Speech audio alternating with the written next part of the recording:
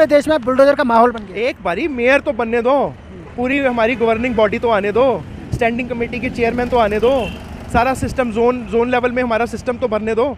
उसके बाद आप देखना, आप भी मेरी इंटरव्यू उसके बाद भी ले लेना, आपको पता लग जाएगा कि दिल्ली किस रफ्तार से आगे बढ़ेगी, आप सोच भी नहीं सकते। ये जो एलजी साहब जो सेंट्रल गवर्नमेंट दबाव डाल रही है ना दिल्ली वालों पे, ये आम आदमी पार्टी में नहीं डाल रही, ये दिल्ली वालों पे डाल रही है। तो बुलडोजर की जो इस रफ्तार है वो बढ़ेगी घटेगी? खत्म हो जाएगी, खत्म हो जाएगी, हट जाएंगे। आप देखना, आप भी यहाँ पर और हम भी यहाँ पर, ये सारा सिस्टम जो है ये खत्म होगा। ये तोड़ फोड़ का ये वो एक सिस्टम होता है, हर चीज़ को ठीक करने का एक तरीका होता है। जो अभी भी बीजेपी वाले आरोप लगाएंगे, वो क्यों आरोप लगाते हैं? क्योंकि उनकी कुर्सी खिसक गई। एमसीडी में इतना भ्रष्टाचार था, दिल्ली वालों ने खत्म किया ये भ्रष्टाचार। ये आम आदमी पार्टी ने नहीं सिर्फ किया, ये दिल्ली वालों ने मिलकर भ्रष्टाचार को खत्म किया आम आदमी पार्टी को जितवा के। तो ये आप बीजेपी वाले कुछ भी बोलें, चाहे इनके सांसद कुछ भी बोलें, आप कभी भी नोट कर लेना, वो सिर्फ बेतुका होंगे, उसका कोई सर पैर नहीं होगा। आपने देखा होगा जिस तरीके से बुलडोजर का माहौल है, और उत्तर प्रदेश के कानपुर का हादसा आपने देखा होगा। मैं वही तो कह रहा हूँ ना, वो तानाशाही है। आप देखो, एक घर उजाड़ देना और वहाँ पर आग लग जानी, आप थोड़ा सा तो रहम करो। भाजपाई जो हैं वो कभी भी अपनी गलती नहीं मानेंगे। वो जितनी मर्जी 100 जान ले लें, वो तब भी गलती नहीं मानेंगे। आपने पिछला इतिहास खोल लो इनकी स्टेट्स का। अब मैं डायरेक्टली नहीं बोलना चाहता, सबको पता है, बहुत सियाने हैं सारे। कितनी जानें चलेगी अदर स्टेट्स में भाजपाइयों के राज में, कोई आवाज़ उठाने वाला नहीं है, सिर्फ आम आदमी पार्टी के अलावा। कांग्रेस भी नहीं उठा रही, कांग्रेस अपना ही लगी हुई है राग में, कोई जिसका कोई सिर पैर ही नहीं है, खत्म होती जा रही है। आने वाले टाइम में तो कहा जा रहा है कि 22-24 में वापसी आ रहे हैं कांग्रेस। ये मजाक है, ये बहुत बड़ा मजाक है, मजाक बहुत बड़ा मजाक है। कांग्रेस तो किसी सिचुएशन में भी नहीं है। कांग्रेस जो है आप देख लेना, आने वाले टाइम में बिल्कुल खत्म है, उसका नामो निशान भी खत्म। आप ये कह रहे भारत जुड़ा नहीं है? भारत कहाँ जुड़ा है? आपके सामने है। अगर भारत जुड़ा होता तो आज राहुल गांधी जो है उनकी परिभाषा ही अलग होती।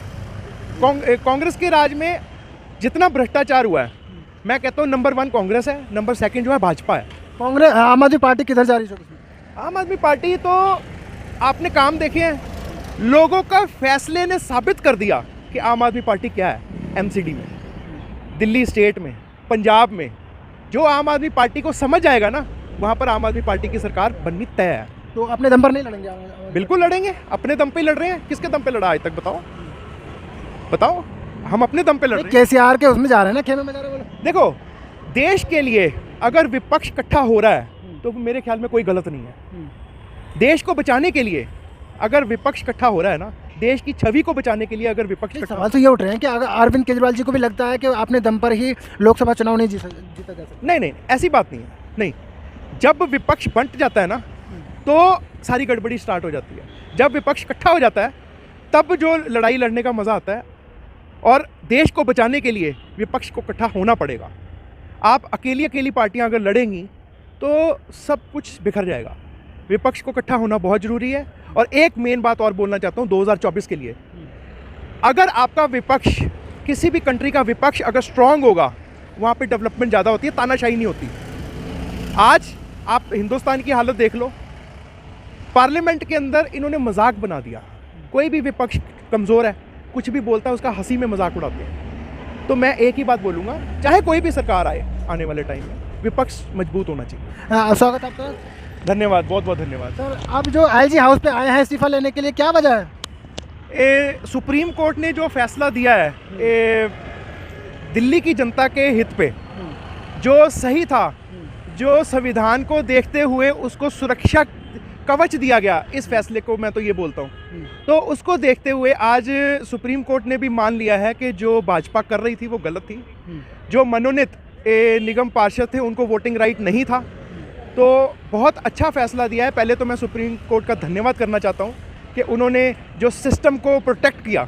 और दूसरी बात, अगर एलजी साहब को हल्की सी भी एहसास हुआ हो कि वो जो कर रहे थे दिल्ली वालों के साथ बिल्कुल गलत था, उस एहसास को मद्देनज़र रखते हुए एलजी साहब को इस्तीफ़ा दे देना चाहिए।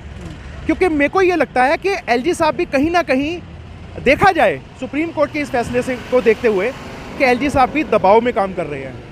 तो ऐसे दबाव में काम कर रहे हैं, आप समझ ही गए हो, आप सब समझते हो किसके दबाव पे।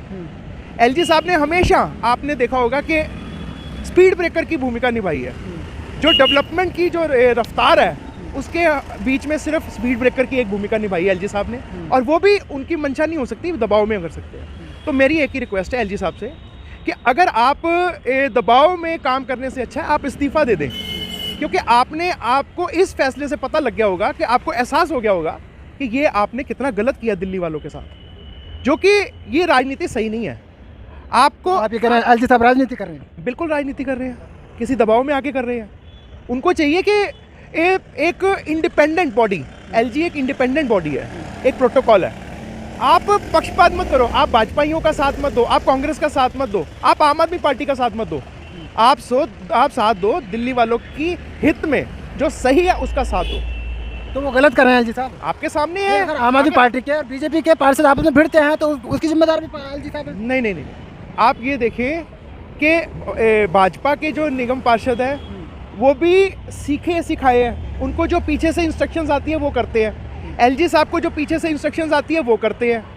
तो मेरे ख्याल में एलजी जो है वो एक इंडिपेंडेंट प्रोटोकॉल है, वो किसी पार्टी का या पक्ष का नहीं होना चाहिए, वो दिल्ली वालों की डेवलपमेंट और दिल्ली वालों का साझा होना चाहिए।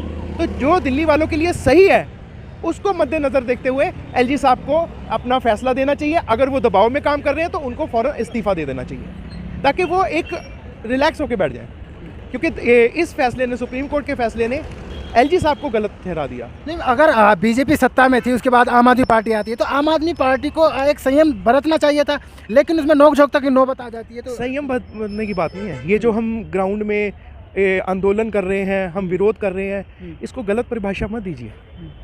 ये हम दिल्ली वालों की आवाज़ दो बार अगर मेयर का इलेक्शन डिले हुआ तो किस वजह से हुआ? सुन लो, ये जो हम आंदोलन कर रहे हैं, हम ग्राउंड में उतर रहे हैं, ज़मीन पे उतर के हम शोर मचा रहे हैं, तो ये आम आदमी पार्टी की आवाज़ नहीं है। आप उस नज़र से मत देखो, ये दिल्ली वालों की आवाज़ है, जिन्होंने फुल मैंडेट दिया एमसीडी में।